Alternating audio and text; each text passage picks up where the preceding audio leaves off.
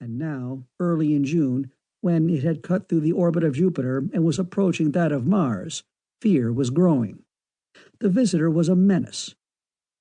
No astronomical body could come among us with a mass as great as a fifth of the moon without causing trouble. The newscasters, with a ready skill for lurid possibilities, were blaring all sorts of horrible events impending. I told the girls all I knew of the approaching wanderer. The density was similar to that of Earth. The oncoming velocity and the calculated elements of its orbit now were such that within a few weeks more the new planet would round our sun and presumably head outward again. It would pass within a few million miles of us, causing a disturbance to Earth's orbit, even a change of the inclination of our axis, affecting our tides and our climate. "So I've heard," Vincet interrupted me. "They say that, and then they stop. Why can't a newscaster tell you what is so mysterious?" "For a very good reason, Vincet. Because you can't throw people into a panic. This whole thing, up to today, has been withheld from the public of Earth and Venus. The Martian Union tried to withhold it, but could not. Every heliogram between the worlds is censored." "And still," said Vincet sarcastically, "you don't tell us what is so mysterious about this wanderer." "For one thing," I said, "it changes its direction. No normal heavenly body does that. They calculated the elements of its orbit last orbit. They've done it 20 times since, and every time the projected orbit is different. Just a little at first, but last week the accursed thing actually took a sudden turn, as though it were a spaceship." The girls stared at me. "What does that mean?" Anita asked. "They're beginning to make wild guesses, but we won't get into that." "What else is mysterious?" Vincet demanded. "The thing isn't normally visible." Vincet shifted her silk-sheathed legs. "Don't talk in code."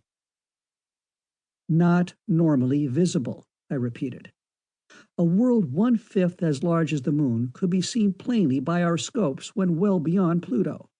It's now between Jupiter and Mars, invisible to the naked eye, of course, but still it's not very far away.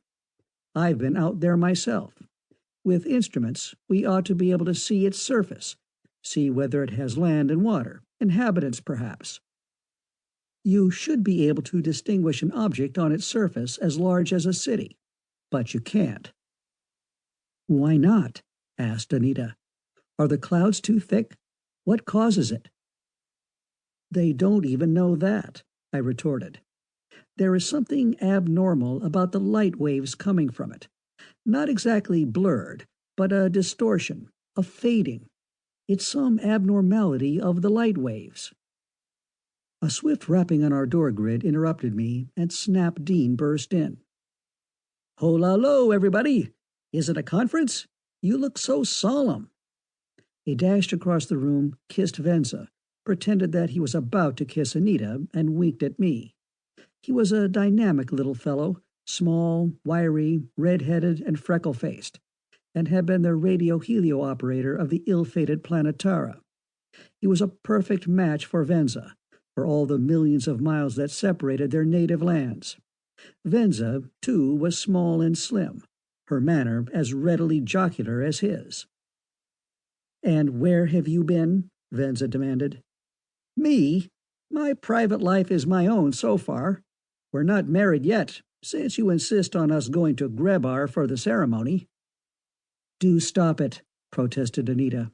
"We've been talking of—" "I know very well what you've been talking about. Everybody is. I've got news for you, Greg." He went abruptly solemn and lowered his voice. "Halsey wants to see us right away." I regarded him blankly, and my mind swept back.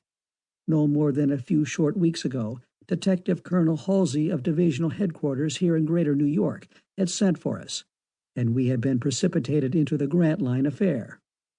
"Halsey!" I burst out. "Easy, Greg." Snap cast a vague look around Anita's draped apartment. An open window was beside us, leading to a tiny catwalk balcony. It was moonlit.